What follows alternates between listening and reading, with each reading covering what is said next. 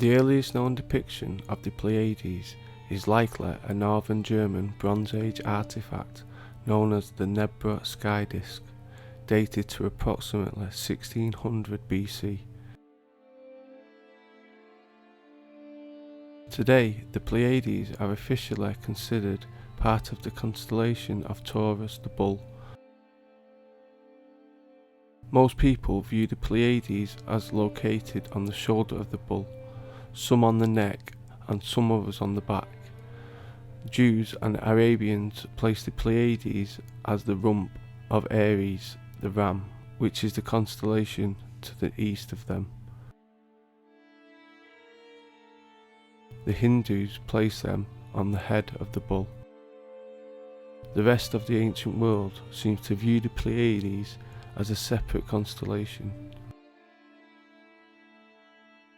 The Berbers living in the desert of North Africa call the Pleiades Kat-i-Heed. The name means in Berber, daughters of the night. Other Berber tribes call this star cluster Amana, meaning the guide. In Exodus 32.4, he took this from their hand and fashioned it with a graving tool and made it into the molten calf. And they said, "This is your God, O Israel, who brought you up from the land of Egypt." In the Celt religion, a prominent zoomorphic deity type is the divine bull, Tarvos Tyrannius. Bull with 3 cranes is pictured on reliefs from the Cathedral of Trier, Germany, and Notre Dame in Paris. In some Christian traditions, nativity scenes are carved or assembled at Christmas time. Many show a bull or an ox near the baby Jesus, lying in a manger. The worship of Yahweh as a bull. The worship of the sacred bull throughout the ancient world is most familiar to the Western world in the biblical episode of the idol of the golden calf. The golden calf, after being made by the Hebrew people in the wilderness of Sinai, was rejected and destroyed by Moses in the book of Exodus. In Sumerian mythology, Marduk is the bull of Utu. In Hinduism, Shiva's steed is Nandi, the bull. The sacred bull survives in constellation Taurus.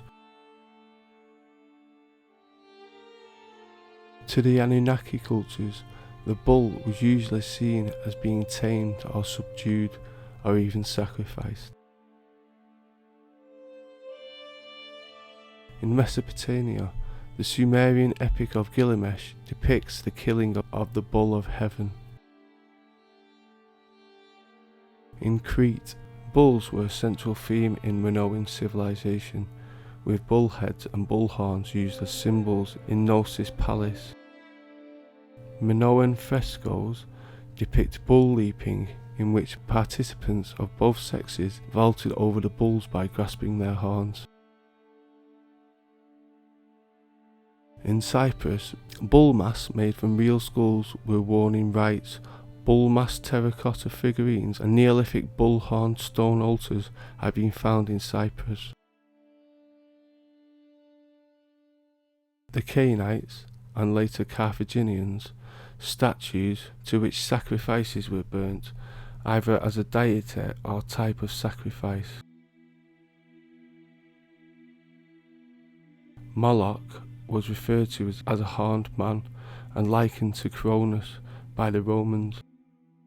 There may be a connection between the sacrifice to the Cretan horned man and a minotaur. The association of child sacrifice with horned god, as potentially on Crete and certainly in Carthage, may also be connected to the Greek myth of sending young men and women to the minotaur, a bull-headed man. In Arabic religions, the bull motif became a bull demon or the horned devil, in contrast and conflict to earlier traditions. Zeus took over the earlier roles and in the form of the bull that came forth from the sea, abducted high-born Europa and brought her to Crete. The religious practices of the Roman Empire of the 2nd and 4th centuries included a bull being sacrificed for the well-being of the people and the state. The cult reliefs of the Roman Mithric mysteries depict Mithra's killing of a bull. The practice of bullfighting on the Iberian Peninsula and in southern France are connected. Various bull figures in the mythologies of ancient Sumer, Akkad, Assyria, Babylon, Egypt, Greece and Rome. Bulls also appear on the seal of the Indus Valley civilization. When the Hebrews invaded Canaan, they lived for centuries alongside the native worshippers of the mighty bull god Baal. It was explicitly stated in the book of Numbers that God, Elohim, had the horns of the wild ox, and his throne was guided by human-headed bulls called cherubim. In fact, bulls were set up as golden images of Yahweh in the 2 rival temples of the 10 northern tribes of Israel. This was scandalous in the eyes of the southern Judean, who made up no molten images of God.